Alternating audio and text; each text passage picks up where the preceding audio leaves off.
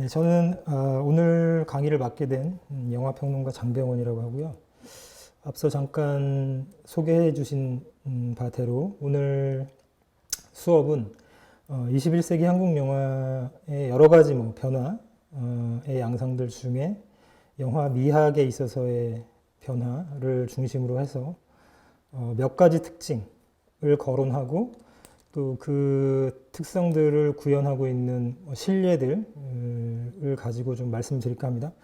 그래서 오늘 수업은 해설보다는 설명이나 이런 쪽보다는 실제 작품들을 좀 거론하면서 또 그 영화미학의 변화를 주도했던 몇몇 감독들이 있죠. 그 감독님들의 작품을 통해서 미학적인 변화의 특성들을 좀 살펴보도록 하겠습니다. 2000년대 이전 시기와 이제 그 이후에 한국 영화의 미학의 영역에서 크게 보면은 이제 두 가지 정도를 언급하려고 합니다. 첫 번째로는 이야기에 있어서의 변화, 서사적인 측면이죠. 그리고 영화 스타일에서의 어떤 변화, 영화의 형식적인 부분입니다. 그래서 이 두 가지의 키워드를 가지고 물론 다른 특징들도 거론할 수 있지만 가장 중요하게 이 두 가지의 요소들에 있어서의 변화가 가장 현저하게 관찰이 됐다라고 보여집니다. 그래서 이 미학적인 모험을 정의할 수 있는 두 가지 특성들에 대해서 좀 설명을 드리고 그리고 각각의 특징들을 보여주는 작품들을 추려서 좀 설명해 보겠습니다. 자, 개요를 보자면 오늘 수업 강의의 개요인데요. 20세기 영화, 한국 영화와 21세기 영화의 가장 큰 차이는 무엇인가? 일단 현상적으로 보면 한국 영화가 국제적인 어떤 무대에서 국제 무대에서 굉장히 큰 주목의 대상이 되었다는 겁니다. 그래서 그 한국 영화의 지위가 이전 시기에 비해서 이제 크게 상승했는데 그 상승을 주도했던 몇몇 작가들이 있었죠. 그리고 한국 영화가 주목을 받게 된 몇 가지 이유가 있을 겁니다. 근데 가장 중요하게는 제가 여기 적어놨던 것처럼 미학적인 혁신 또는 미학적인 차별화, 이전 시기와 그것이 가장 컸다고 보고요. 물론 그것을 주도했던 감독들이 있었죠. 그리고 그 미학적인 혁신을 규정하는 특징 짓는 가장 중요한 특징은 제가 거기 써있던 건데 표현 양식의 확장 또는 서술 구조, 그 서사 영화의 스토리텔링이죠. 스토리텔링에 있어서의 변화. 그리고 오늘 간단하게 언급을 하겠지만 이전 시기의 한국 영화를 거의 지배하고 있었던 리얼리즘 미학으로부터 좀 탈피한 어떤 그 경향의 변화 이런 것들 또 그 이외에 소재 확장 이런 부분들은 이제 영화 제도적인 측면이라든가 또 다른 요인들을 거론할 수 있겠지만 가장 중요하게는 앞에 제가 거론한 세 가지 측등을 가지고 영화 미학의 변화를 주도했었고 그것이 국제적인 무대에서 국제 영화의 어떤 전반적인 지형 하에서 세계 영화인들에게 크게 어필하게 된 가장 큰 동기가 됐다고 생각이 됩니다. 그래서 제가 이러한 현상을 하나 단적으로 보여주는 한 사건을 언급하고 싶은데요. 제가 지금 보여드린 이 사진은 이창동 감독의 두 번째 장편 영화죠. 박하사탕이라는 영화입니다. 공교롭게도 이 영화는 이제 2000년, 그러니까 20세기에서 21세기로 넘어가는 2000년 1월 1일 날, 기억하실지 모르겠지만 0시에 개봉했어요. 좀 상징적인 사건인데, 이런 어떤 한국 영화의 변화를 예상하고 이때 개봉했다고 볼 수는 없지만, 어쨌든 결과론적으로 보면 굉장히 상징적인 사건이었다고 생각이 됩니다. 1월 1일 날 0시에 일종의 개봉 이벤트 형식으로 이제 이때 개봉을 한 건데, 박하사탕이 21세기 한국 영화의 어떤 변화를 보여주는 시금석이 되는 그런 작품이라고 저는 생각을 합니다. 그 이유는 이 영화는 이야기 구조가 시간이 거꾸로 갑니다. 그래서 나중에 좀 설명을 좀 더 보강해서 드리겠지만 이 영화 주인공인 지금 보여지는 이게 거의 영화의 이제 도입부의 장면인데 그 영호라는 주인공이 한 야유회에서 그 일행들과 분리돼서 혼자 약간 광인처럼 미친 사람처럼 그 철로 위에서 나 다시 돌아가고 싶다는 그 일성을 날리는 그 장면이죠. 그게 이제 도입부 장면인데 그때 이후로 시간이 거꾸로 거슬러 갑니다. 그래서 7가지의 단계로 영화의 서사 구조가 나눠져 있고 그 7개의 시간들이 가장 최근 현재에서부터 가장 멀리 있는 과거에 이르기까지. 그러니까 영화의 가장 최근 현재로부터 가장 먼 과거. 그래서 1979년도까지 거슬러 올라가는 그런 구조를 가지고 있고 중간중간에 이 인물의 인생에서 굉장히 중요한 계기가 됐던 7가지의 사건을 통해서 이제 서사 플롯을 짜고 있죠. 그래서 근데 이런 구조는 그 이전까지 그러니까 일종의 시간의 역순행 구조라고 볼 수 있죠. 이런 플롯과 서사 구조는 이전까지 한국 영화에서는 찾아보기 힘들었던 그런 형식이었어요. 이야기의 형식이죠. 왜냐하면 그 이전까지는 보통은 과거에 있었던 일을 기술할 때 영화에서 가장 많이 쓰는 기법은 뭐 플래시백 같은 거죠. 과거 회상. 근데 그 과거 회상은 어떤 스토리상의 필요에 의해서 인물이 과거 장면을 부분적으로 회상하거나 그런 경우들은 뭐 많이 있죠. 근데 이 영화처럼 전체 이야기가, 전체 스토리나 서사가 완전히 거꾸로 시간을 거슬러 올라가는 그런 구조를 취한 경우는 없었어요. 그래서 이창동 감독의 이 실험적이고 굉장히 혁신적인 시도가 그 이후에 한국 영화, 21세기 이후의 한국 영화가 이 스토리의 영역에서, 즉 영화 서사라고 하는 영역에서 크나큰 변화를 가져올 것이다 라고 하는 것을 예고하는 어떤 그런 사건처럼 21세기 초입에 1월 1일 날 딱 개봉을 했다는 거죠. 그래서 좀 상징적인 의미가 있고 또 그 이후에 이창동 감독이 만들었던 영화, 그 이후에 나왔던 다른 작가들이 만든 한국 영화들에서 이와 같은 스토리텔링의 모험 또는 서사구조의 혁신을 보여주는 사례들이 아주 빈번하게 등장하게 됩니다. 좀 그런 내용들 좀 살펴보겠고요. 자, 그래서 박하사탕을 모체로 해서 영화 미학의 모험이라고 하는 주제를 크게 3가지의 특징으로 나눠보자면 첫 번째로 말씀드렸던 스토리텔링의 영역에서의 혁신적인 변화를 들 수 있겠고요. 두 번째로는 그 이전까지 한국 영화 미학을 또는 그 경향을 가장 지배하고 있었던 리얼리즘 미학, 사실주의적인 경향이죠. 그 경향으로부터 알레고리의 형식 또는 알레고리의 수법으로 영화가 변화하게 됐다. 제가 나중에 다시 설명을 드리겠지만 이 1번과 2번은 좀 관련이 있다고 생각됩니다. 즉 2000년대 이후에 나온 한국 영화들은 그 내용이 뭐 사회정치적인 주제를 다루고 있든 어떤 의제를 영화로 다루든 간에 물론 다 일반화시킬 수 없겠지만 대개는 다 과거를 회고하는 형식들이 많아요.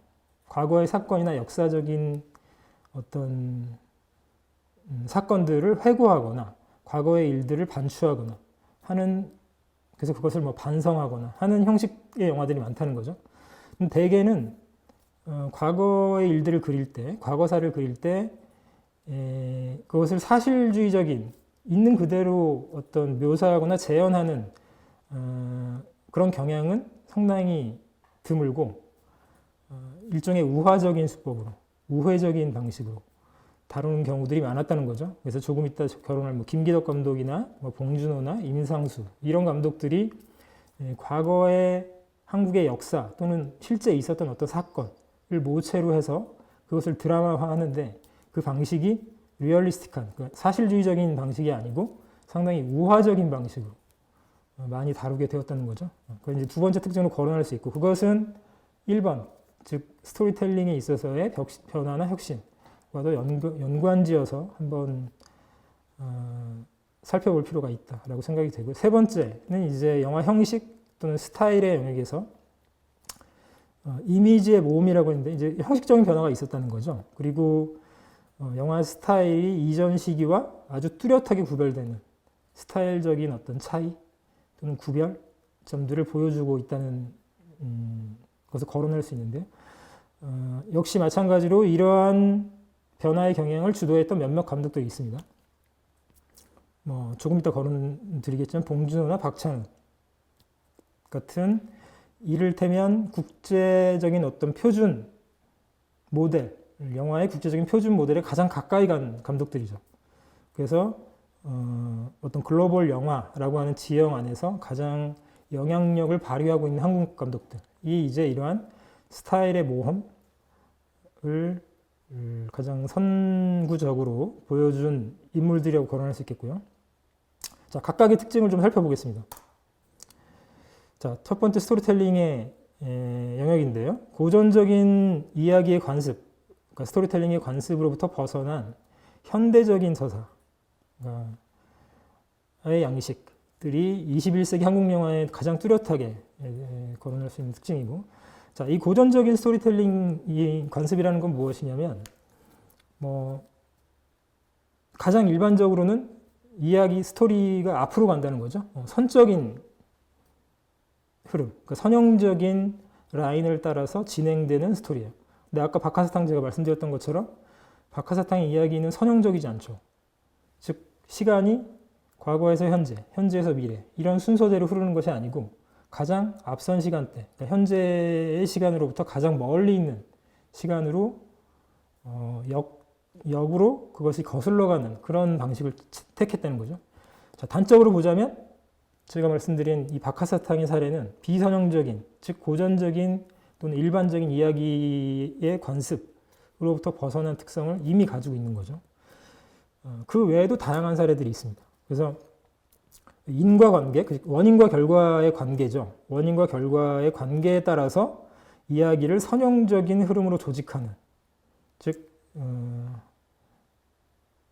시간도 앞으로 흘러가고 순행적으로 가고 인과의 관습도 원인에서 결과로 흘러가는, 자, 그런 두 가지 모두를 거슬러가거나 그것으로부터 이탈하는 그런 사례들이 많이 등장하기 시작했습니다. 그래서 그것을 이제 대안적인 서사 양식이라고 볼 수 있고요. 자, 가장 특징적으로는 선형적인 것과 비선형적인 것을 나눠서 보자면 전자가 이제 고전적이고 굉장히 관습적인 이야기겠죠. 우리가 일반적으로 이야기체 영화에서 많이 보는 그런 형태의 스토리죠. 자, 선형 내러티브는 그래서 시간이라든가 인과관계를 전후 순서에 따라서 구성하는 방식이다. 가장 일반적인 경우라고 할 수 있고, 비선형적인 것은 이러한 선형적인 플로팅 또는 선형적인 서사 구성으로부터 이탈하는 다양한 유형들이 있습니다. 예를 들면 시간을 거꾸로 흘러가게 하는 거, 앞서 말씀드린 박하사탕의 경우죠. 2개 이상의 시간이 교차하는 경우, 조금 이따 제가 사례를 말씀드리겠지만 홍상수 감독 같은 분이 이런 거 쓰죠. 2개의 시간을 막 교차시키는 거. 또는 한 번 기술된 어떤 시간에 대해서 다시 한번 이야기하는 거. 자, 그것은 이제 선형적으로 흘러가는 것이 아니죠. 어떤 하나의 사건과 그 이후에 올 사건을 시간적으로 또는 인과관계에 의해서 연결시키는 것이 아니고 2번 기술한다거나 또는 시간이 거꾸로 흘러간다거나 이런 좀 복잡하고 다양한 유형들이 등장하기 시작합니다. 또 시간이 흐르지 않는 경우도 있어요. 이런 사례들은 좀 드물긴 하지만 또 한국 영화에서 찾아보긴 좀 어렵긴 하지만 역시 이 비선형적인 스토리 구조를 가지고 있는 다양한 유형 안에는 포함될 수 있다는 거죠. 자, 그래서 두 가지 좀 비교해 보자면 전자, 앞에 선형 내러티브와 비선형 내러티브를 제가 몇 가지 특성으로 이제 나눠서 비교를 해봤는데, 선형 내러티브 같은 경우는 우리가 일반적으로 많이 보는 관습적인 특성을 갖고 있기 때문에 직선적이다. 이야기의 흐름이라고 하는 것이 시간의 순서에 따라서 또 인과관계의 논리에 따라서 흘러간다는 거죠. 그리고 대개는 주인공이 한 명이라는 거. 그리고 이야기의 목표, 스토리를 통해서 최종적으로 이 주인공이 성취해야 하는 목표, 그 목표도 하나라는 거죠. 그래서 그 한 명의 캐릭터, 한 명의 주인공이 어떤 특정한 목표를 가지고 그것을 성취하거나 또는 그 목표를 성취하는데 실패하거나 그런 유형의 이야기를 주로 많이 짜게 되죠. 자, 그래서 캐릭터의 어떤 진행 방향 또는 발전 방향이라고 하는 것이 일면적이다. 하나의 라인을 따라간다는 거죠. 어떤 목표를 가지고. 그리고 대개는 다 이야기의 끝에서 어떤 완벽하게 해결된 상태로 종료되는 그런 플로팅이 많고요. 자, 비선형적인 방식은 이것과 앞에 선형 내러티브와는 좀 반대의 경우가 많겠죠. 자, 직선적인 것이 아니고 복선적인 것이다. 즉, 두 개의 이야기 또는 다성적이다. 두 개 이상이 될 수도 있습니다. 즉, 스토리를 끌고 가는 라인이라고 하는 것이 하나가 아니라 여러 개가 될 수 있다는 거죠. 제가 조금 더 사례 설명을 하면서 좀 더 구체화해서 말씀드리겠습니다. 그리고 한 명의 주인공이 아니고 여러 명의 주인공을 사용할 수도 있다는 거예요. 복수의 주인공. 그래서 복수라고 하는 것은 리벤지가 아니고 여러 명이라고 하는 겁니다. 여러 명. 그리고 목표가 충돌할 수도 있다. 서로. 그리고 캐릭터의 모습이 일면적인 것이 아니고 굉장히 입체적이고 여러 가지 성격을 갖추고 있는, 그래서 어디로 이 인물이 흘러갈지, 어떤 행동을 하게 될지에 대해서 예측하기가 쉽지 않다는 거죠. 그리고 주인공이 한 명이 아닐 수도 있기 때문에. 그리고 해결의 방식도 불완전한 경우, 즉 완벽하게 이야기의 끝에서 어떤 결론을 내려주지 않는 경우도 많다. 제가 이렇게 이제 1대1로 이분법적으로 나눠놓긴 했지만, 물론 반드시 이런 건 아니에요. 하지만 대략, 대체적으로 이런 특성을 가지고 있다라고 볼 수가 있겠고요. 자, 다시 박하사탕으로 돌아오겠습니다. 제가 이 영화의 이제 서사 구조를 보여주는 이미지를 몇 가지 가져왔는데, 이렇게 총 7가지로 이 영화의 어떤 단락, 챕터가 나눠집니다. 근데 챕터를 나누는 특징은 있죠. 앞에 보여드렸던 영호의 처음 현재에서부터 시간이 거꾸로 거슬러 올라가는데, 이렇게 전반부에는 철로가 나와요. 그리고 기차가 이 철로를 빠져나가거나 흘러가는데, 시간이 거꾸로 가기 때문에 기차도 거꾸로 갑니다. 그리고 여기서 보여주는 뭐 이런 자동차들 있죠. 프레임 왼쪽에 있는 이런 자동차들은 역시 뒤로 가요. 시간이 거꾸로 간다는 의미죠. 즉, 뭐 테이프를 거꾸로 돌리듯이 우리가 예전에 그런 방식으로 이제 재현되고 있고, 자, 기차를 보여주는 샷이 하나 있고, 바로 그 다음에 무지 화면에 시간과 소제목이 들어가요. 그래서 이게 총 7개의 챕터로 이렇게 나눠집니다. 그래서 이것은 2000년대에서 시작해가지고 가장 최근의 시간인 2000년부터 시작해서 1979년, 이 시간은 이제 광주 민주화운동 바로 그 직전이죠. 그래서 79년까지 주인공 영호의 인생을 뒤바꾼 어떤 계기가 되는 7개의 시간, 79년, 80년, 뭐 84년, 87년 이렇게 해서 이제 2000년까지 간다는 거죠. 근데 보통은 어떻게 합니까?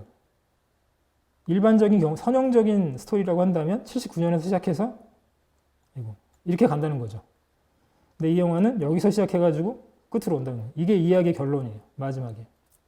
자, 근데 이야기의 형식은 주제를 바꿀 수 있죠. 즉 플롯을 어떻게 짜느냐에 따라서 영화의 주제는 완전히 달라질 수 있습니다. 같은 이야기라고 하더라도. 예를 들자면 이창동 감독이 영화를 79년에서 시작해가지고 99년에서 끝냈다 라고 한다면 이 영화의 주제는 완전히 달라졌겠죠. 반대로 99년에 시작해서 79년에 끝냈기 때문에 이 영화는 우리가 지금 보는 것과 같은, 뭐 그 주제가 뭔지는 제가 말씀 안 드리겠습니다. 그런 테마, 그런 어떤 역사에 대한 회고적인 성찰, 뭐 그런 주제겠죠. 그런 주제로 다시 재구성될 수 있었다는 거죠. 그래서 같은 이야기라고 하더라도, 같은 스토리라고 하더라도 그것을 어떻게 플롯화하느냐, 플롯으로 만드느냐에 따라서 영화는 완전히 달라질 수 있거든요. 그래서 이러한 변화가 21세기에 있어서 한국 영화가 가져온 스토리텔링의 어떤 방식의 변화가 영화 자체를 바꿀 수 있다라고 하는 자각과 인식들이 아주 적극적으로 영화에서 보여지고, 또 감독들이 그런 실험과 도전을 많이 했다라고 볼 수 있겠고요. 자, 하나의 사례였습니다. 자, 두 번째 사례로 홍상수 감독을 보겠습니다. 홍상수 감독이 얘기하는 보여줬던 비선형 구조에 대한 이야기인데요. 사실 제가 이창동 감독을 가장 먼저 거론했지만 가장 본격적으로 이러한 도전을 행했던 사람은 이분이에요. 홍상수 감독님. 그래서 제가 봤을 때는 이 홍상수의 영화가 처음 나왔을 때는 굉장히 다양한 관점에서 이 감독의 영화를 규명하거나 뭔가 분석하고자 하는 노력들이 많이 있었는데 제가 봤을 때 제 관점에서는 가장 중요한 의미는 이야기의 영역에서 홍상수의 영화가 아주 큰 혁신을 보여줬다는 겁니다. 새로운 이야기의 형식을 보여줬다는 거죠. 자, 어떻게 그러하냐? 이분의 서사는 매우 과격한 방식으로, 그러니까 이전에 이창동의 박하사탕의 경우에는 어떻게 보면은 역발상을 한 거죠. 이야기의 순행의 논리를 따르지 않고 그것을 역행으로 기술할 수 있는 가능성을 보고 그것을 과감하게 보여줬던 것인데, 홍상수의 영화들은 이창동 감독보다 훨씬 더 과격해요. 그리고 좀 더 형식적이죠. 더 구조적이고. 자, 그래서 선형성을 파괴한다. 더 과격하게 선형성을 파괴한다는 거죠. 이야기가 앞으로 가지 않습니다. 겹쳐져 있거나 두 번 기술되거나 또는 흐르지 않는 경우. 제가 아까 말씀드렸던 그 비선형적인 구조의 사례들이 굉장히 많아요. 자, 몇 가지 사례를 보자면 다중 시점, 그러니까 여러 명의 시점으로 기술되는 이야기라는 거죠. 그래서 이분의 데뷔작인 돼지가 물에 빠진 날이구나. 대표적이죠. 여러 명의 캐릭터들이, 즉 4개의 주인공들이 나오죠. 주요한 인물들이 각자의 시점에서 기술되는 이야기들을 각자 가지고 있는 그런 구조를 가지고 있었고요. 두 갈래 내러티브다. 두 가지로 갈라지는 이야기라는 거죠. 자, 뭐 강원도의 힘, 생활의 발견, 하하하, 최근 영화인 플립들 같은 경우들 모두가 이 두 갈래로 갈라지는 이야기, 선형적이지 않고 스토리의 라인이 하나가 아니라는 거죠. 앞서 말씀드렸던 것은 복선적이다. 또는 다중적이다라고 볼 수 있겠고요. 또는 둘 모두, 즉 다중 시점과 두 갈래 내러티브를 다 가지고 있는 경우도 있습니다. 자, 오늘 제가 말씀드린 오수정 그리고 북촌 방향 강경 호텔 같은 경우가 이제 이 두 가지를 모두 채택한 그런 사례인데, 오수정을 간단하게 제가 분석해 보면서 플롯만 가지고 분석해 보면서 한번 말씀드려 보겠습니다. 자, 이 영화 구조는 일단 장이 5개로 나눠져 있어요. 그래서 1장, 2장, 3장, 4장, 5장 이렇게 되어 있는데 제가 이렇게 노란 선으로 나눠놨죠. 그 중에 2장, 4장은 영화의 몸통, 이야기의 몸통에 해당하는 그런 부분에 해당하고요. 1장, 3장, 5장은 시간적으로 보면 현재예요. 현재. 이거는 간단히 말씀드리면 한 남자 주인공, 정보석 씨가 한 영수인가요? 영수가 아니라 재훈이가 하루 종일 기다리는 거예요. 그 연애 관계에 있는 오랜 몇 개월 동안 연애를 한 수정이라고 하는 그 여자 주인공이죠. 기다리는 호텔에서 기다리는 그것을 이제 3개의 단락으로 나눠서 기술하고 있고, 이 중간에 2번, 4번이 들어가 있습니다. 2번, 4번은 과거예요. 자, 어쩌면 우연, 어쩌면 의도 이렇게 제목이 붙어 있고, 어쩌면 우연은 재훈의 시간 또는 재훈의 기억을 통해 가지고 두 사람의 연애사를 기술하는 스토리고, 4번 어쩌면 의도는 지금 여기 보이는 수정의 관점에서 두 사람의 몇 개월간의 연애 스토리를 기술하는, 자, 그런 구조로 되어 있습니다. 자, 그러면 2번과 4번은 같은 시간이라는 거죠. 그 몇 개월 동안에 일어난 일이에요. 두 사람 사이에서. 근데 하나는 남자의 관점이고 하나는 여자의 관점이라는 거죠. 하나는 반대로, 하나는 남자의 시간이고 다른 하나는 여자의 시간이고 이렇게 나눠질 수 있습니다. 이 제목은 타이틀은 붙어 있습니다. 소제목은 온종일 기다리다, 뭐 매달린 케이블카 이런 식으로 붙어 있어요. 자, 그리고 여기서 이제 왼쪽 걸 지우고, 왜냐하면 전체 스토리는 대부분 다 2번과 챕터 2와 챕터 4의 관계로 보여지기 때문에 이 둘만 따로 떼서 한번 보겠습니다. 자, 2번, 4번 이렇게 나눠져요. 여기에는 번호가 붙어 있어요. 여기에도. 소제목이 아니라 여기 번호가 붙어 있는데 이 번호는 실제로 영화에 붙어 있는 거예요. 제가 붙인 게 아니고 1번부터 7번까지 1번부터 7번까지 이렇게 붙어 있습니다. 근데 이제 좀 세밀하게 이게 뜯어보면은 좀 보이는 그런 구조입니다. 그래서 이렇게 7가지의 작은 장이라고 할 수 있겠죠. 작은 소단락으로 나눠지는데 그럼 1번과 1번, 2번과 2번, 3번과 3번 보통은 이렇게 연결시킬 수 있다는 거죠. 이게 같은 날 일어난 일을 남자의 시간, 남자의 기억, 여자의 시간, 여자의 기억으로 나눠서 7개의 에피소드로 기술하고 있다. 이렇게 그냥 이해하시면 되겠습니다. 자, 중요한 것은 이거 실체를 이해하는 게 아니고 이렇게 짰다는 거예요. 플롯을. 자, 2가지 버전으로 기술되는 스토리를 다시 7개의 조각으로 나눠서 이렇게 서로 마주보는 구조로 짰다는 거예요. 그래서 하나의 시간과 하나의 기억을 2번 기술한다는 거죠. 근데 2번 기술할 때 조금씩 달라요. 내용이. 두 사람이 어떤 기억하는 내용이나 기억하는 시간대가 조금씩 다른 거죠. 그래서 모순이 발생합니다. 이 진술 사이에서. 뭐 그런 이야기예요. 자, 어떻게 그러면 시간과 이런 기억을 2번에 걸쳐서 기술하고 있느냐를 2가지 사례만 가지고 보겠습니다. 자, 이 영화의 비선형 구조는 선명한 차이. 자, 앞서 설명드렸던 이 2개를 비교했을 때 굉장히 큰 차이가 발생한다는 거죠. 자, 선명한 차이로 부각되는 짝을 나란히 세워서 관찰하면 이 구조가 드러나게 되어 있습니다.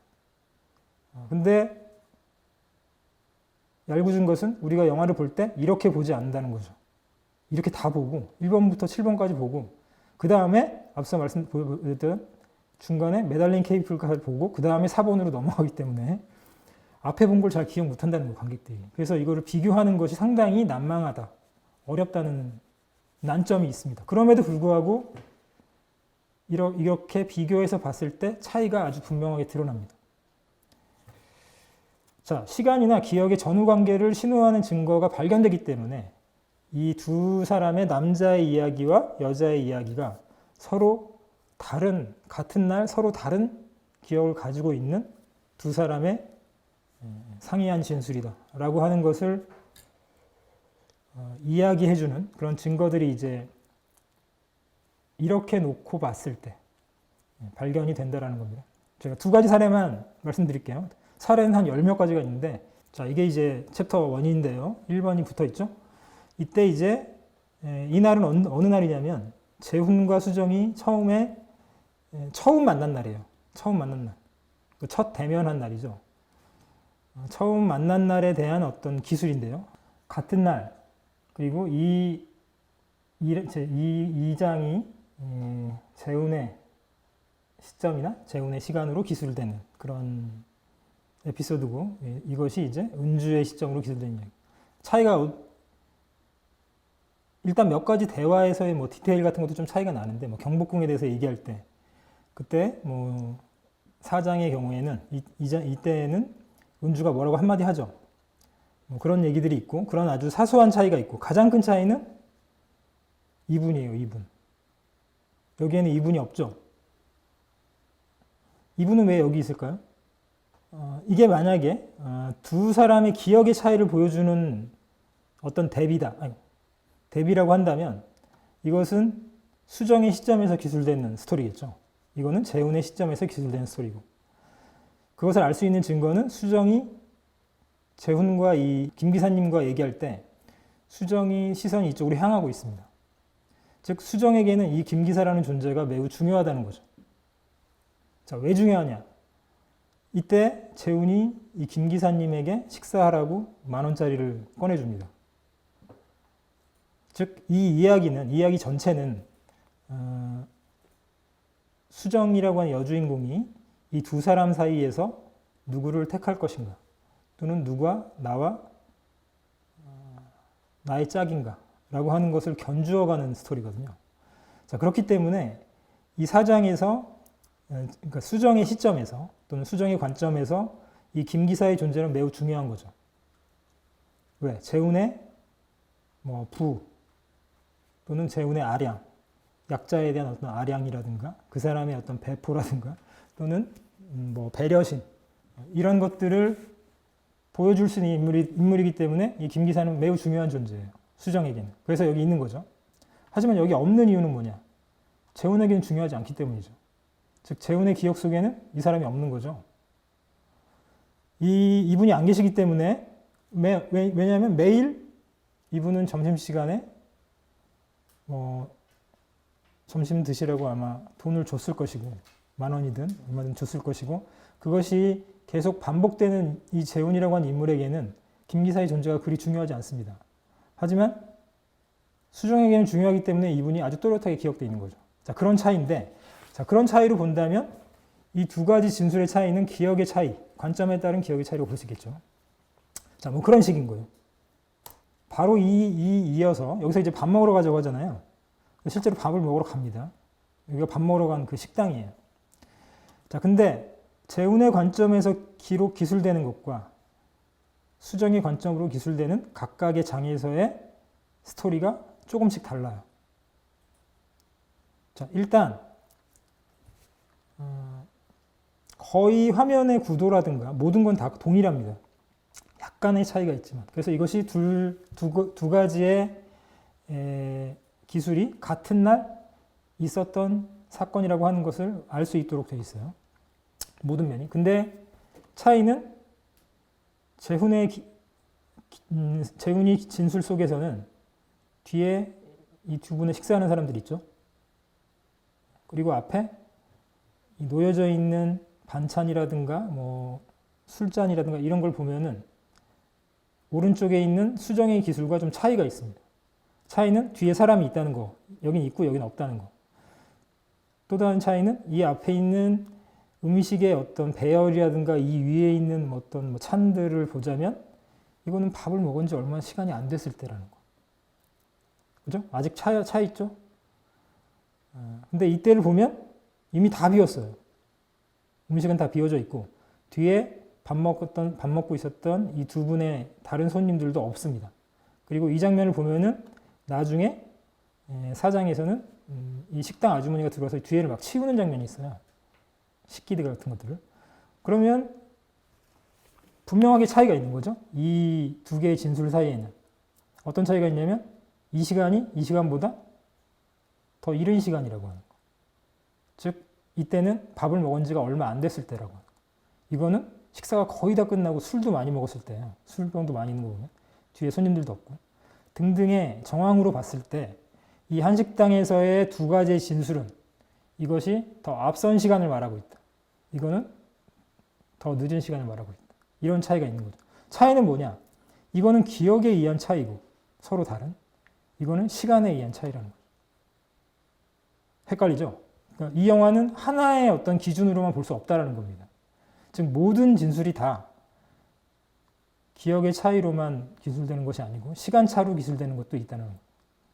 자, 그래서 아까 제가 말씀드렸던 이런 비선형 방식 중에서도 굉장히 과격하고 복합적인 그런 양상 또는 그런 특성을 보여주는 사례라고 볼 수가 있겠고요.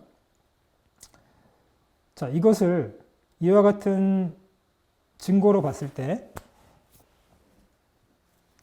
시간의 차이에 의해서 또는 어떤 기억의 차이에 의해서 두 개의 관점이 서로 경합하고 있다 또는 서로 경쟁하고 있다. 그런 관계로 볼 수 있는 거죠. 자, 이 경우라고 한다면 누구의 기억이 어디에 초점이 맞춰져 있는지에 대한 것에 의해서 차이가 나눠질 수 있는 거죠. 자, 이것은 재훈의 관점에서 기술되고 있기 때문에 그 다른 사람들이 보이는 태도 같은 것도 조금씩 다릅니다. 여기서 수정의 태도도 좀 다르죠. 예를 들면 점심 먹었는지에 대한 질문이 나오죠. 그 점심 먹었는지에 대한 질문은 이미 수정은 이 영수, 문성군 씨가 역할하고 있는 영수가 점심 먹었다는 걸 알고 있어요. 하지만 그냥 물어보는 거죠. 거기에 대해서 영수는 마치 자기가 먹었는지 안 먹었는지 기억 안 나는 것처럼 얘기해요. 하지만 바로 전에 먹었기 때문에 기억이 안 날 수가 없습니다. 뭐 그런 태도 같은 것들을 보여주면서 각 인물들 사이에서의 어떤 관점의 차이, 태도의 차이 같은 것들을 기술하기 위해서, 그걸 보여주기 위해서 이와 같은 방식의 스토리텔링 구조를 사용했다라고 볼 수 있겠고요. 두 번째로 이 스토리텔링의 변화는 가장 크게는 어떤 이야기 형식의 변화지만 앞서 말씀드렸던 것처럼 이야기의 형식을 바꾼다고 하는 것은 이야기의 성격 또는 그것이 가지고 있는 아주 가장 크게는 주제나 어떤 테마까지를 바꿀 수 있다라고 말씀드렸죠. 자, 이 두 번째 리얼리즘에서 알레고리, 우화적인 수법으로 한국 영화가 변화하기 시작했다라고 하는 것은 역시 첫 번째 스토리텔링에 있어서의 변화나 혁신과 같이 연결지어서 생각해 볼 수 있다는 것. 자, 21세기 한국 영화는 아주 오랫동안 이 한국 영화의 어떤 경향이나 특성을 길들여 왔던 리얼리즘 미학으로부터 벗어나서 시적인 은유 또는 알레고리를 예술적인 형상화의 수단으로 택하였다. 예를 들어 보겠습니다. 박하사탕, 제가 아까 잠깐 말씀드렸던 박하사탕은 역사에 대한 한국의 어떤 굴곡이 굉장히 많이 있었던 현대사 또는 80년대 이후에 역사에 대한 반추 또는 그것의 회고적인 되돌아보기를 위해서 만든 그런 주제를 가지고 있는 영화죠. 그것을 한 사람의 주인공인 영호라고 하는 인물에 투사해서 어떤 이입해서 그 인물의 인생 유전을 따라서 가장 중요했던 시기 청년기부터 40대 무렵에 이르기까지 그 시기를 따라서 기술된 이야기예요. 그래서 이것은 아주 리얼리스틱한 어떤 스토리지만 영화 자체는 그 자체로는 역사에 대한 우화라고 볼 수 있습니다. 한국의 현대사에 대한 알레고리가 굉장히 많이 들어가 있죠. 예를 들면 여기에 담겨져 있는 이런 소제목 같은 경우도 다 그래요. 박하사탕이라고 하는 그 제목이 의미하는 또 거기서 실제로 영화 안에서 보여지는 실제로 사탕이 나오죠. 박하사탕이 중요한 소재로 나옵니다. 그냥 굉장히 어떤 상징적이고 우화적인 대상이죠. 영화의 제목이기도 하고.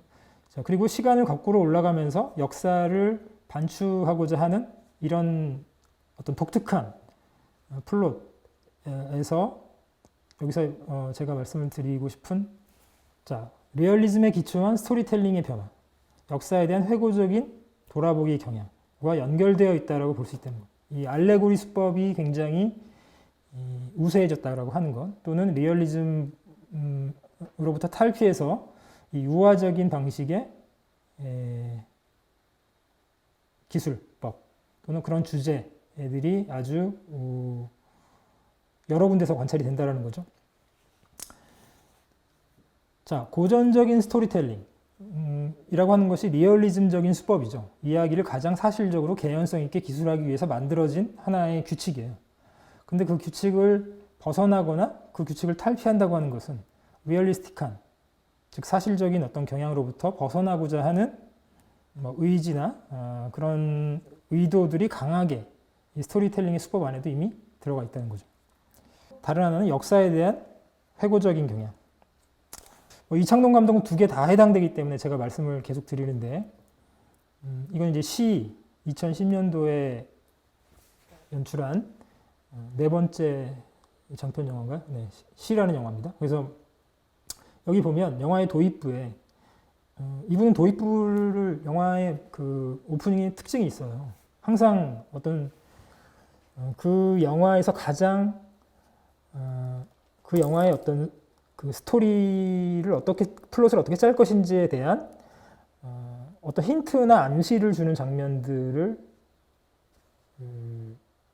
도입부에 배치합니다. 일단 어떤 알 수 없는 뒤집어진 어떤 상태로 강물에 떠내려오는 한 소녀의 시체를 보여주는 장면을 시작해요. 근데 바로 이 시체에 대한 어떤 궁금증을 가질 무렵에 관객들이 여기에 대한 진술이 이어지는 것이 아니고 그리고 이것과 관련된 인물들이 등장하는 것이 아니고 TV 모니터 화면이 나옵니다. 자, 이 화면은 팔레스타인, 이 뒤에 이제 뉴스 화면인데요. 팔레스타인에서 벌어지고 있는 종교 문제로 인한 집단 폭력 사태, 그것으로 인해서 가족을 잃은 어떤 가족 그 사건에 대한 보도 뉴스예요. 보도 뉴스 화면이 두 개의 샷에 걸쳐서 나오고, 자, 그 다음에 병원에서 진료를 기다리는 여러 명의 사람들의 집단 샷이 나옵니다. 자, 이 중에 우리가 주목해야 될 주인공은 이분이죠. 즉 미자라고 하는 주인공, 그리고 이 소녀의 죽음과 관련되어 있는 이 사건을 최종적으로 감당하고 그것을 해결해 나가는 주인공이에요, 이분이. 자, 근데 처음에 이런 스토리를 기술하는 이런 방식들을 따라가다 보면, 이 샷들을 따라가다 보면 각각의 이 샷들의 연결은 앞으로 이 스토리가 어떻게 전개될지에 대해서 종잡을 수 없는 그런 상태로 관객들을 인도합니다. 그리고 예를 들자면 여기서 이쪽으로 소녀의 시체를 보여주는 샷에서 갑자기 민족 분쟁을 보여주는 뉴스릴 화면으로의 이행하는 이 장면의 변화는 사실 직접적으로 어떤 의미나 함의가 있는지에 대해서 추론하기가 쉽지가 않죠. 하지만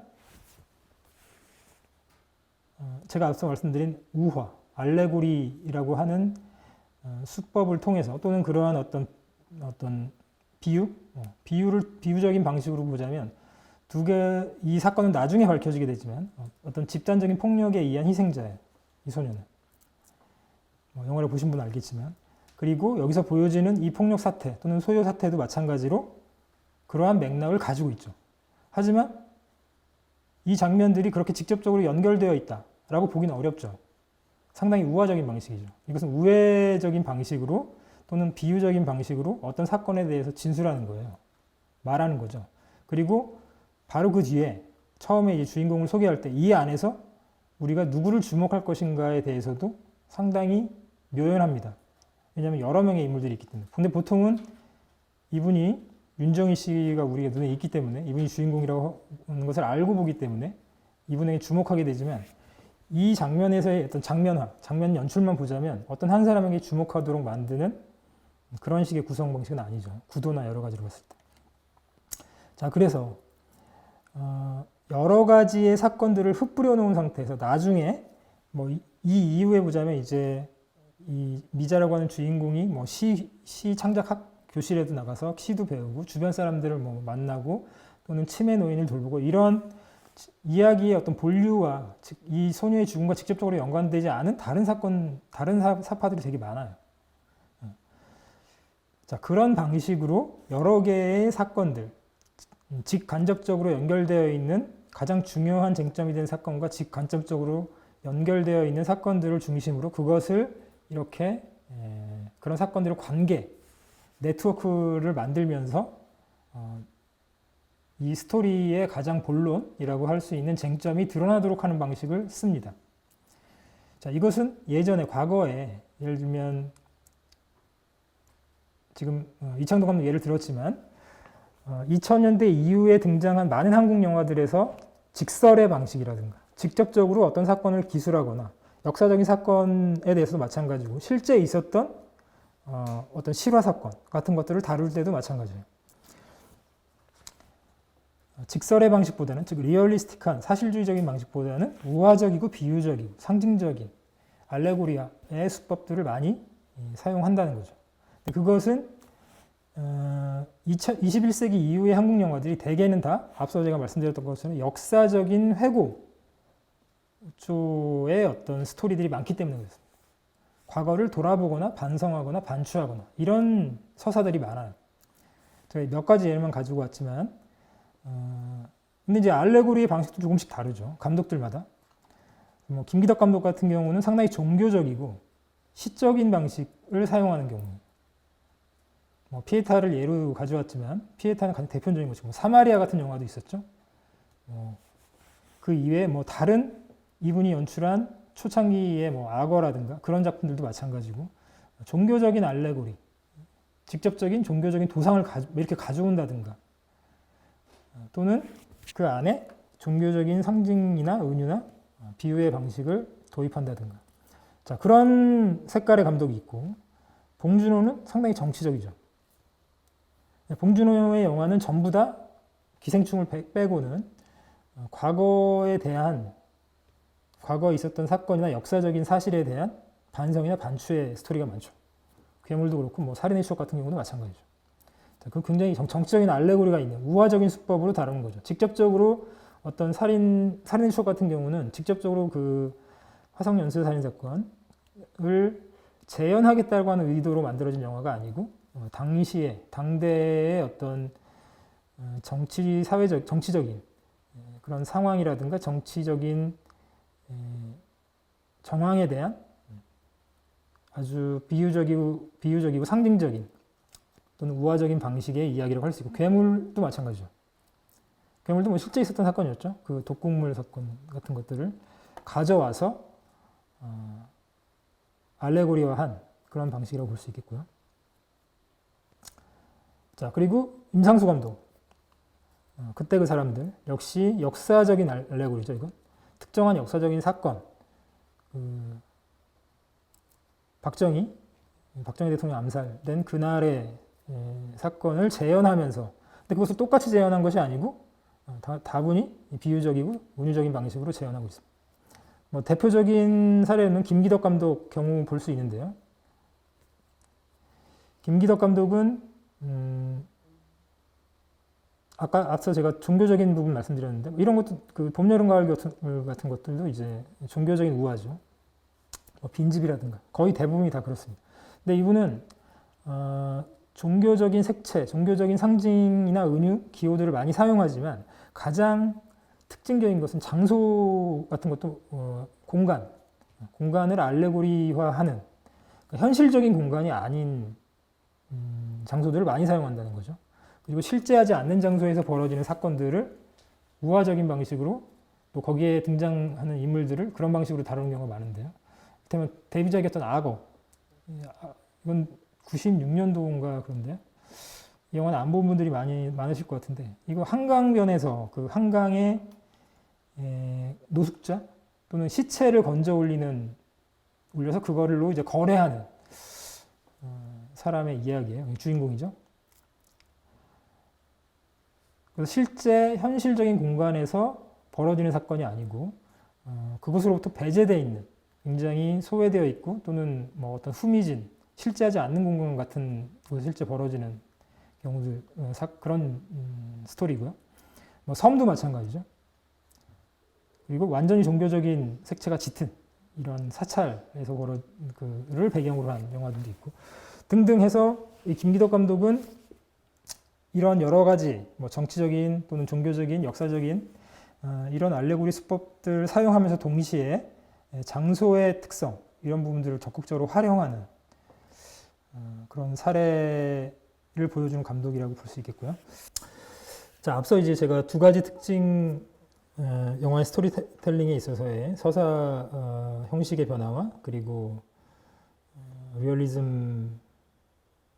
리얼리즘적 경향에서 알레고리의 어떤 미학으로의 변화 두 가지 말씀드렸는데 지금 세 번째로 거론할 이 영화 표현 양식 또는 스타일상에 있어서의 변화는 한국 영화의 어떤 영화의 언어를 다시 새롭게 정의하고 또 새로운 방식으로 개발해 나가는 발견해 나가는 그런 작가들 또는 감독들에 의해서 이제 주도가 되었다고 볼 수 있고요.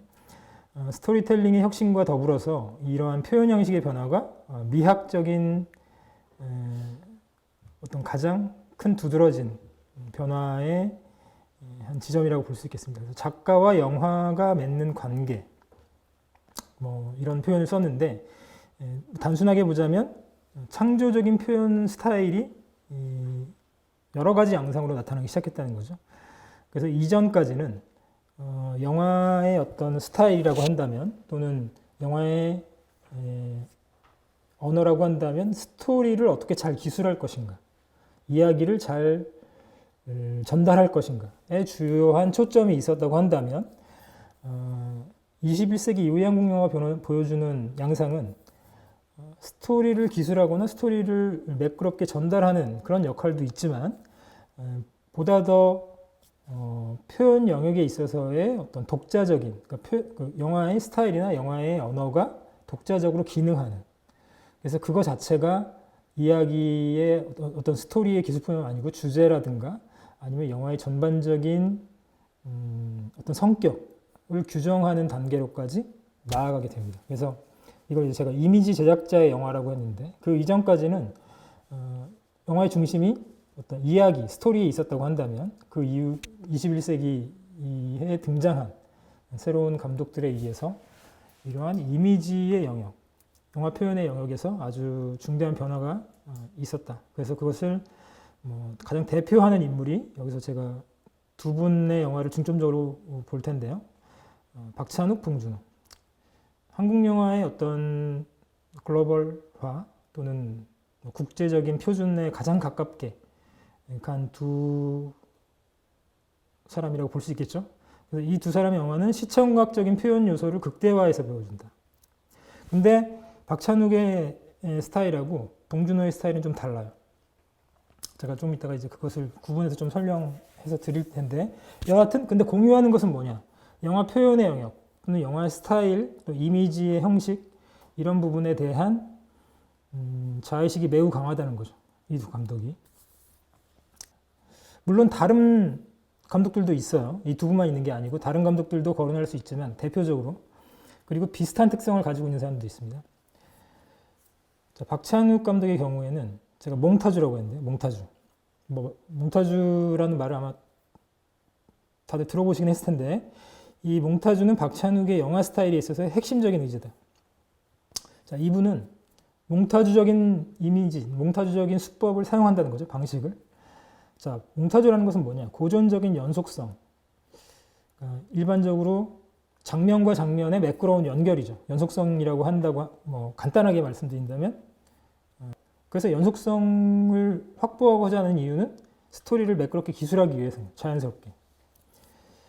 자, 그런 것들을 기피하고, 즉 연속성의 방식, 일반적인 어떤 규칙들을 무시하거나 기피한다. 시공간을 빠르게 건너뛰면서 스토리를 기술하기 위해서 박찬욱 감독은 편집이라든가 카메라 무빙이라든가 몽타주 이런 것들을 자신의 어떤 스타일로 개발해서 활용한다. 몽타주와 그럼 연속성은 어떻게 다르냐? 몽타주는 조금 더 몽타주는 그 연결의 목적이 있다기보다는 충돌시키는 겁니다. 이미지와 이미지 사이를 충돌시키는 것. 또는 이미지와 이미지 사이를 갈등하게 만드는 거죠. 즉 매끄럽게 연결이 안 된다는 거죠. 좀 투박하거나 또는 완전히 부딪히거나 A와 B가 부딪히거나. 근데 보통은 고전적인 관점에 따르자면 고전적인 스토리텔링 또는 고전적인 스타일에 따르자면 샷과 샷 사이 연결은 매끄러워야 되고 자연스러워야 되고 흔적이 없어야 되는데 이분은 그렇지 않다는 거죠. 매우 과격하고 어떻게 보면 투박하다는 거죠. 시작할 때부터 그래요.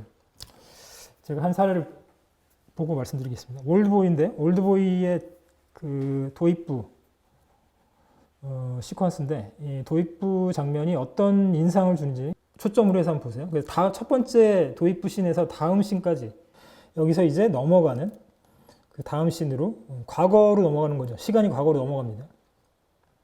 지금 이 시간은 제가 앞서 첫 번째 말씀드린 스토리텔링과 관련된 주제로 보자면 이것도 비선형적인 방식이죠. 그 오프닝 씬을 제가 몇 개의 샷으로 스크린샷으로 나눠서 왔는데요. 시간적으로 보면 15년 감금 생활이 끝난 이후에 아파트 옥상에서 시작되는 이야기죠. 그리고 시간은 다시 과거 15년 전으로 넘어갑니다. 그게 이제 그 경찰서에서 자기 이름 얘기하는 오대수가 자기 이름 얘기하는 그 샷이죠. 그 사이에 이제 15년의 시간 간격이 있는 거죠. 자, 근데 이게 첫 번째 샷이에요. 이 영화 처음 우리가 보게 되는.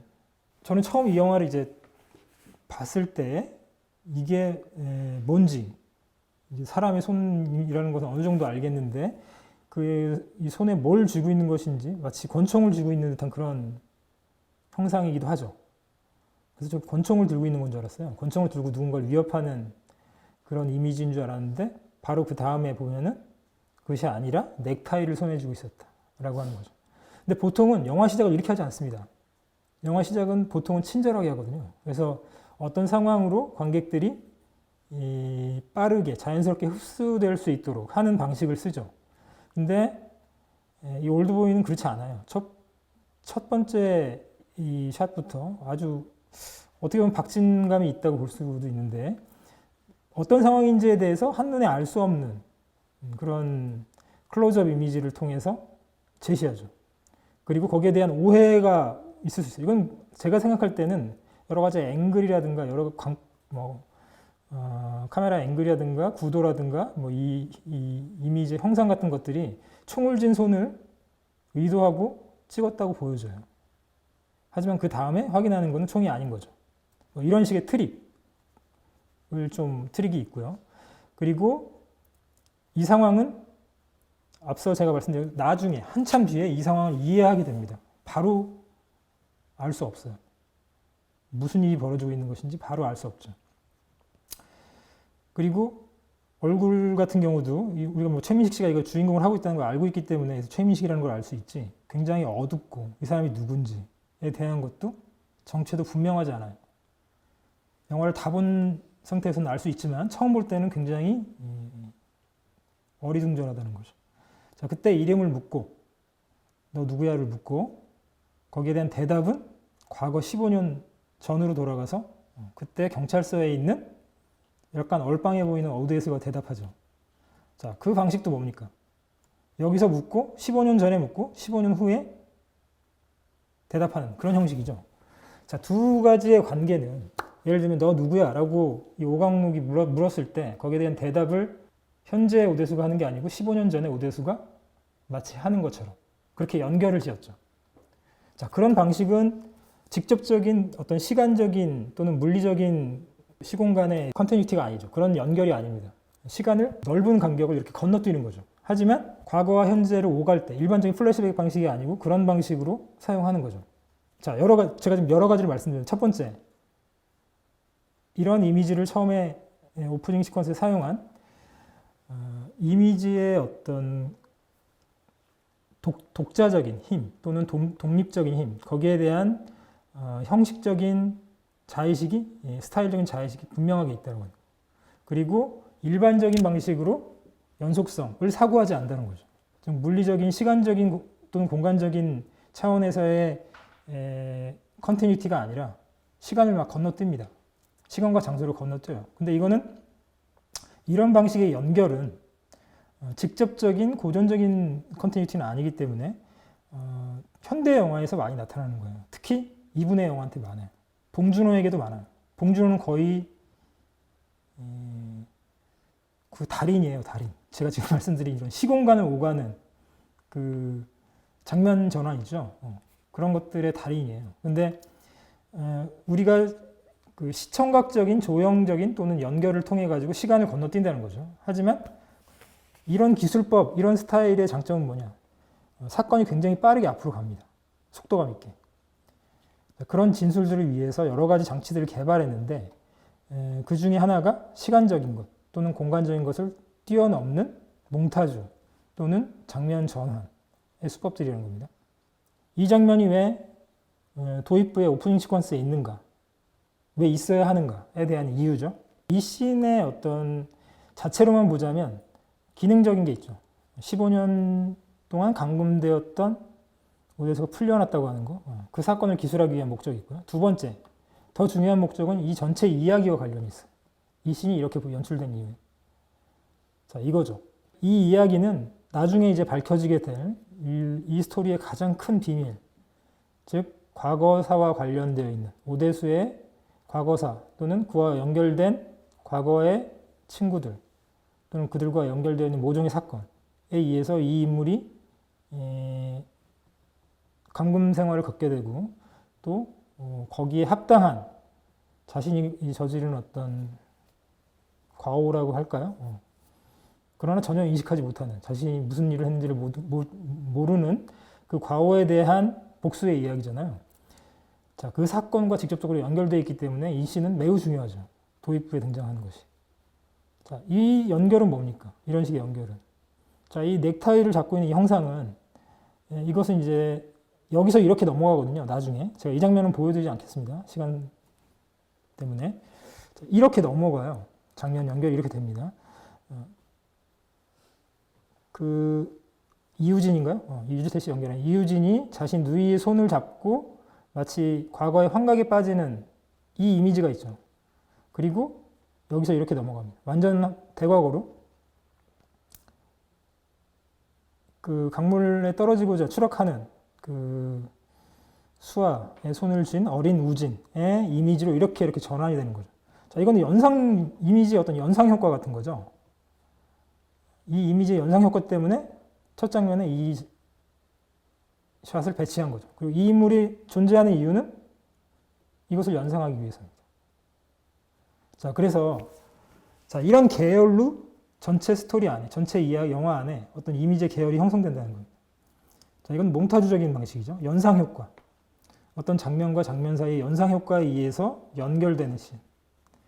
연결되는 어떤 이미지들의 유사성 또는 뭐 조형적인 연결 이런 것들로 전체를 구성한 그런 전략이라고 볼 수 있겠고요. 가장 중요한 건 그래서 전체 이야기와 관련된 것이고 이 장면만 놓고 보자면 그 15년 전으로 돌아가기 위해서죠. 오대수의 15년 전으로 돌아가기 위한 기능도 있죠. 자, 이게 이제 몽타주적인 연상이죠. 무릎을 통해 가지고 한 씬에서 이 미용실하는 동창생 여기서 이제 오대수의 신경은 과거의 어떤 자신의 기억을 떠올리는 그 반추해 나가는 과정, 그것으로 넘어가는 과정을 보여주는 일련의 씬인데 여기서 대화보다 중요한 것은 이 이미지를 통한 연결이죠. 그래서 이 무릎이라고 하는 계속 그곳에 초점이 맞춰져 있죠. 그래서 아주 의식적으로 보여주죠. 그리고 가장 끝으로는 과거, 그 고등학교 시절의 그 수아의 무릎으로 연결되는.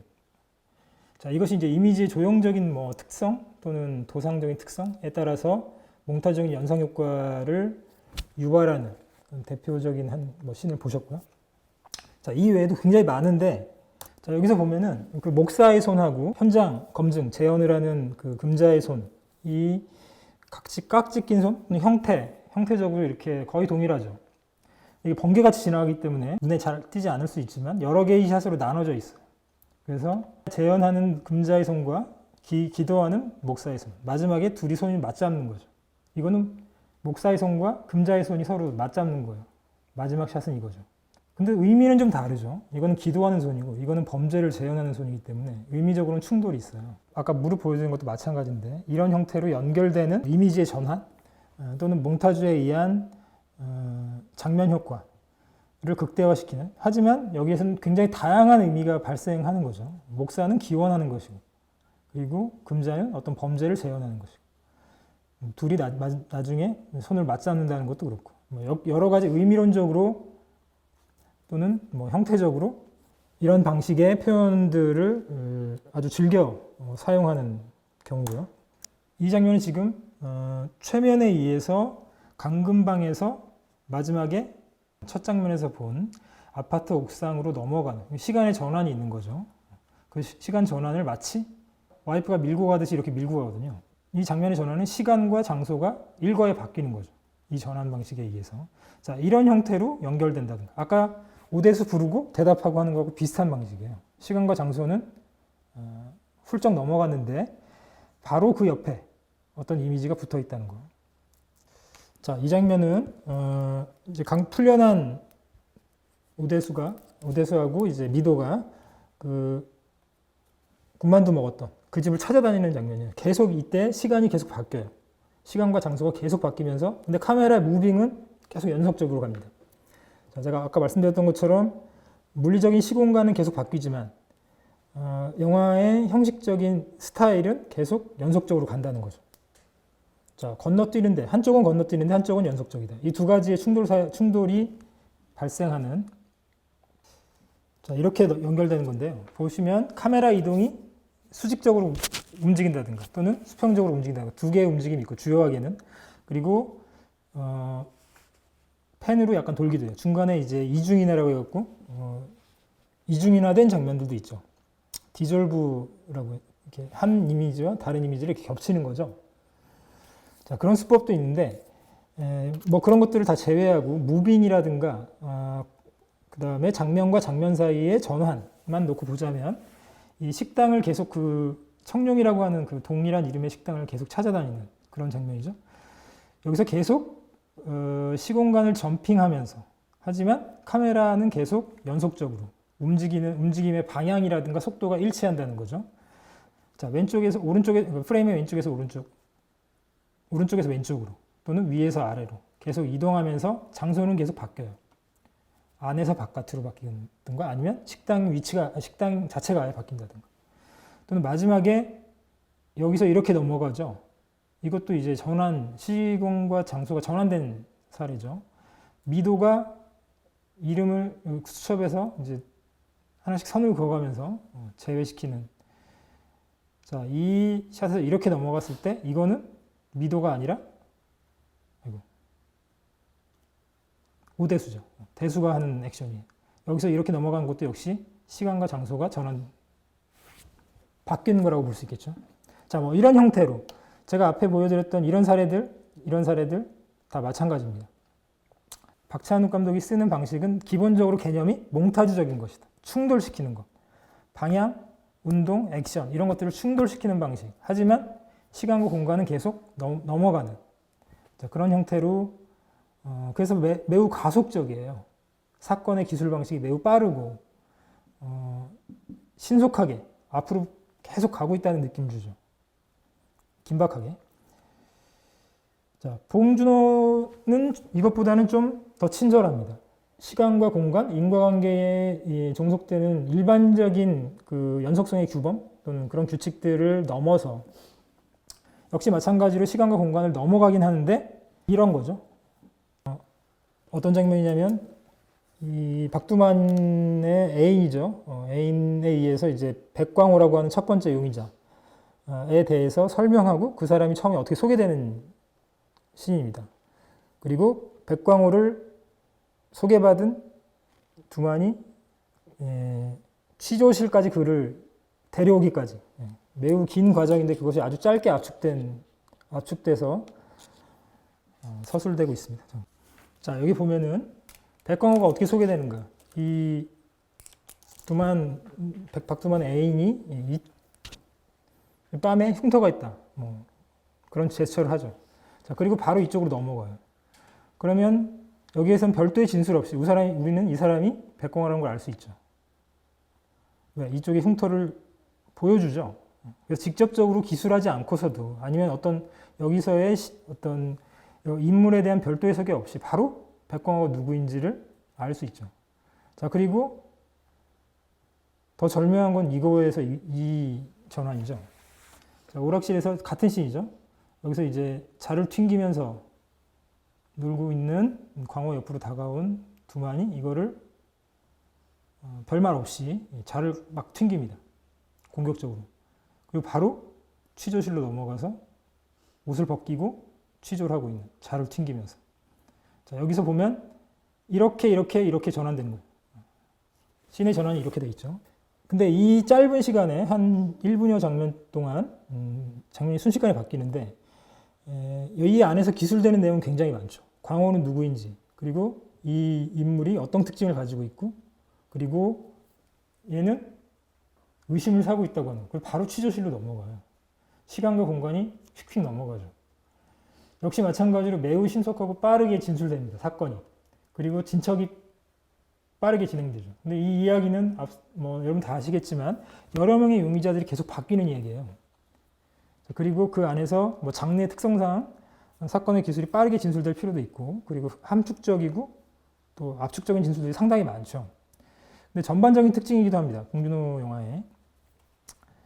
자, 이것은 액션의 연속성, 동일한 어떤 액션의 연속성을 통해 가지고 장면 전환이 이루어지고 사건은 앞으로 진행되고 하는 형태로 보여주는데, 이런 방식은 매우 세련된 기술이죠. 그리고 고전적인 연속성을 좀 응용한 거라고 볼 수 있겠습니다. 컨티뉴티라고 하는 그 법칙을.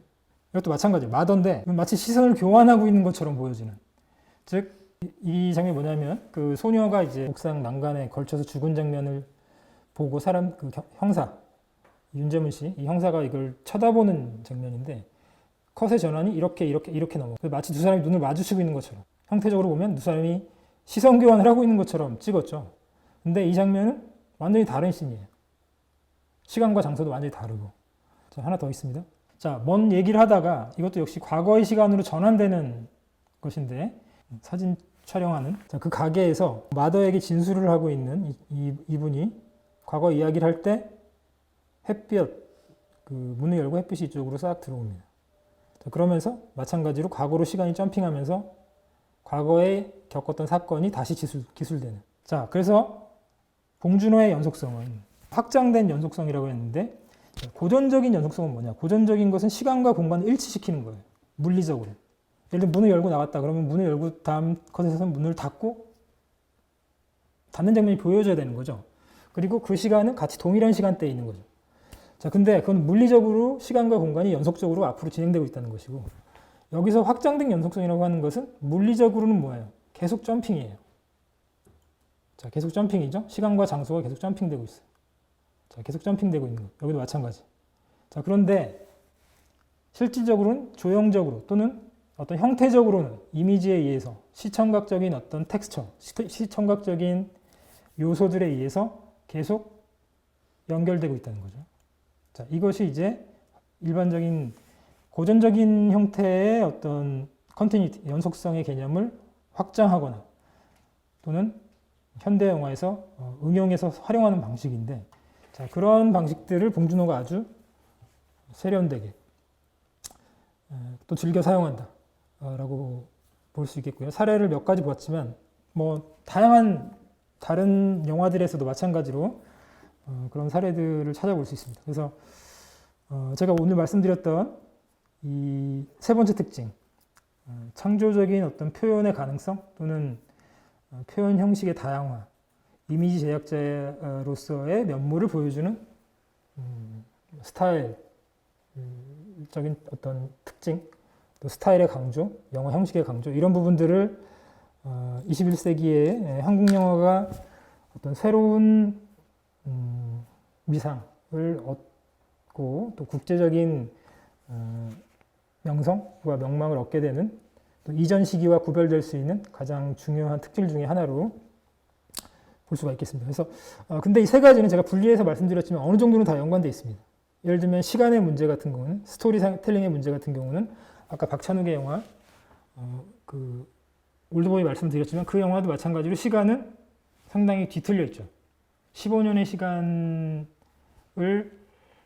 중간에 보여주긴 하지만 중간에 플래시백이 있죠. 자, 예를 들자면 이 씬 이후에 바로 15년 전으로 넘어가죠. 그리고 다시 돌아올 때 15년 전의 사건들이 기술된 이후에 다시 돌아올 때 여기로 떨어집니다. 그죠? 다시 이쪽으로 돌아와요. 그게 아까 보여드렸던 이거예요. 여기서 튀어나오죠. 오대수가. 그리고 이 박스는 그 전화 박스 있죠? 전화 박스. 사라질 때. 그 박스하고 똑같아요. 그래서 이것도 마찬가지로 이런 연결이죠. 형태적인 연결과 이 박스도 연결시켜서 볼 수 있습니다. 근데 여하튼 이 영화의 서사 구조도 변형된 비선형 구조예요. 조금 단순하지만 선형적인 시간이 흐르는 그런 스토리는 아니죠. 자, 그래서 그 세 가지의 특징은 어느 정도는 다 겹쳐진 형태로 나타나기도 한다. 공유되는 측면이 있다는 거죠. 이야기를 어떻게 기술할 것인가, 시간과 공간을 어떻게 넘어갈 것인가, 이런 특성들이 영화의 스타일과 형식에도 영향을 미쳤다. 이 정도로 마치는 걸로 하고요. 긴 시간 동안 들어주셔서 감사합니다. 네, 오늘 수업은 여기까지 하겠습니다. 네, 감사합니다.